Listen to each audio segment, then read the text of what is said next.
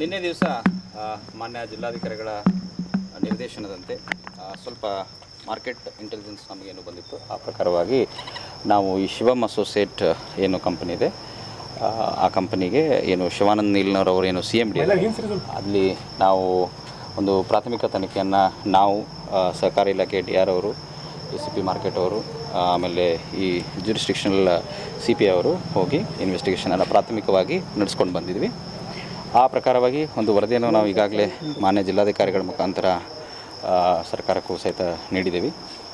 ಈ ಒಂದು ಹಂತದಲ್ಲಿ ಮಾನ್ಯ ಜಿಲ್ಲಾಧಿಕಾರಿಗಳ ಒಂದು ನಿರ್ದೇಶನದಂತೆ ನಮ್ಮ ARCS ಏನಿದ್ದಾರೆ ಅವರಿಗೆ ಒಂದು ಅಥರೈಸೇಷನನ್ನು ಕೊಟ್ಟಿದ್ದಾರೆ. ಆ ಪ್ರಕಾರವಾಗಿ ಅವರು ಒಂದು FIR ಅನ್ನು ಮಾಳಮಾರುತಿ ಪೊಲೀಸ್ ಸ್ಟೇಷನಲ್ಲಿ ನೀಡಿದರು. ಆ ಪ್ರಕಾರವಾಗಿ ಏನು ನಮ್ಮ ಶಿವಾನಂದ್ ನೀಲ್ನವರಿದ್ದಾರೆ ಅವರನ್ನು ಈಗ ಪೊಲೀಸ್ ಇಲಾಖೆ ಬಂಧಿಸಿದೆ. ಸೊ ಇದು ಒಂದು ಅನ್ರೆಗ್ಯುಲೇಟೆಡ್ ಫಂಡ್ ಟ್ರಾನ್ಸಾಕ್ಷನ್ದು ಒಂದು ಕ್ಲಿಯರ್ ಕೇಸ್ ಇರೋದರಿಂದ ಸಾಕಷ್ಟು RBI ಮತ್ತು SEBI ಗೈಡ್ಲೈನ್ಸಿನ ವೈಲೇಷನ್ಗಳು ಆಗಿದ್ದಾವೆ. ಸೊ ಪ್ರಾಥಮಿಕ ಈ ಹಂತದ ತನಿಖೆಯಲ್ಲಿ ಇಷ್ಟು ನಮಗೆ ಗಮನಕ್ಕೆ ಬಂದಿದೆ. ಸೊ ಇನ್ನಷ್ಟು ತನಿಖೆಯನ್ನು ನಾವು ನಡೆಸ್ಕೊಳ್ತೀವಿ.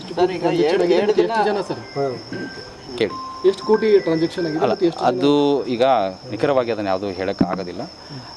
ಸದ್ಯಕ್ಕೆ ಪ್ರಾಥಮಿಕವಾಗಿ ನಮಗೆ ತನಿಖೆಗೆ ತಗೊಂಡು ಬಂದಿದ್ದೀವಿ. ಎಷ್ಟು ಠೇವಣಿದಾರರಿದ್ದಾರೆ ಅದರದ್ದು ಮಾಹಿತಿಗಳನ್ನು ಸ್ವಲ್ಪ ತೊಗೊಂಡು ಬಂದಿದ್ದೀವಿ.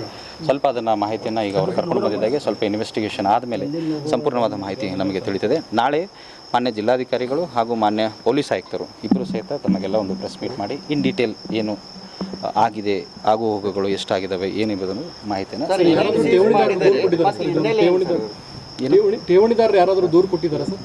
ಸದ್ಯಕ್ಕೆ ಠೇವಣಿದಾರರು ಕೇಳಿದ್ದಾರೆ, ಬಟ್ ಅದು ಆ ರೀತಿ ಯಾವುದು ಮೌಖಿಕವಾಗಿ ಅಥವಾ ಇದರಲ್ಲಿ ದೂರುಗಳು ಬಂದಿಲ್ಲ ನಮಗೆ ಯಾವುದು. ಸರ್, ಈಗ ಸಾವಿರಾರು ಕೋಟಿ ರೂಪಾಯಿ ಠೇವಣಿ ಸಂಗ್ರಹಿಸಿದ್ದು ಆ ಹಣ ಎಲ್ಲಿ ಬಳಕೆಯಾಗಿದೆ ಮತ್ತು ಅದು ಹಣ ಅದನ್ನೇ ಅದು ಟ್ರಾನ್ಸಾಕ್ಷನ್ ಆಗಿದೆ, ಎಲ್ಲಿ ಆಗಿದೆ ಏನಾಗಿದೆ ಅದನ್ನು ಅದು ತನಿಖೆ ಮಾಡಿದ್ಮೇಲೆ ತಾನೇ ಗೊತ್ತಾಗೋದು. ಸೊ ಅದಕ್ಕೆ ಸ್ವಲ್ಪ ಕಾಲಾವಕಾಶ ಬೇಕಾಗ್ತದೆ. ಅದನ್ನು ತನಿಖೆ ಮಾಡಿದ್ಮೇಲೆ ನಾವು ಅದನ್ನು ವಿವರವಾಗಿ ಮಾನ್ಯ ಜಿಲ್ಲಾಧಿಕಾರಿಗಳು ನಾಳೆ ತಮಗೆ ವಿವರವಾಗಿ ನೀಡುತ್ತೆ. ಸರ್, ಯಾವ ರೀತಿ ಮನುಷ್ಯ ಹಣ ಸಂಗ್ರಹ ಮಾಡ್ತಿದ್ದ ಮತ್ತು ಇವ್ರ ಹಿನ್ನೆಲೆ ಏನು, ಎಲ್ಲಿ ಅವರು ಅಲ್ಲ, ಅವರು ಮೂಲ ಊರು ಬಗ್ಗೆ ತಮಗೆಲ್ಲ ಈಗಾಗಲೇ ಗೊತ್ತಿದೆ.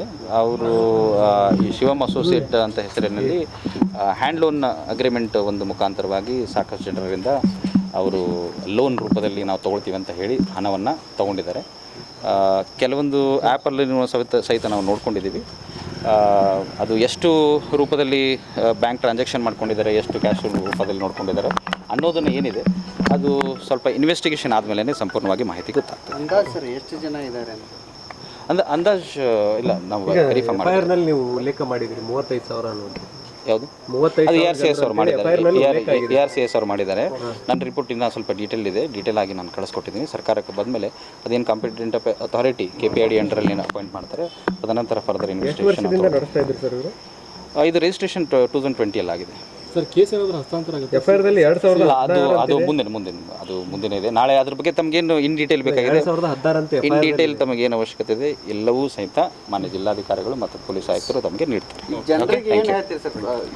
ಠೇವಣಿದಾರರಿಗೆ ಭಯಗೊಂಡಿದ್ದಾರೆ ಸರ್, ಯಾಕಂದ್ರೆ ಅರೆಸ್ಟ್ ಆಗಿರುವಂತಹ ಕಾರಣ ಅಲ್ಲ. ನಮ್ಮ ಉದ್ದೇಶ ಮುಂದೆ ಆಗುವಂತಹ ಅನಾಹುತವನ್ನು ತಡೆಯೋದು. ನಮಗೆ ಯಾವ ರೀತಿ ಯಾರಿಗೆ ತೊಂದರೆ ಕೊಡಬೇಕನ್ನೋದಿಲ್ಲ. ಜಿಲ್ಲಾಡಳಿತದ ಸ್ಪಷ್ಟ ಒಂದು ಉದ್ದೇಶ ಇದು. ಈಗ ಆಗಿರೋದು ಆಗಿ ಹೋಗಿದೆ.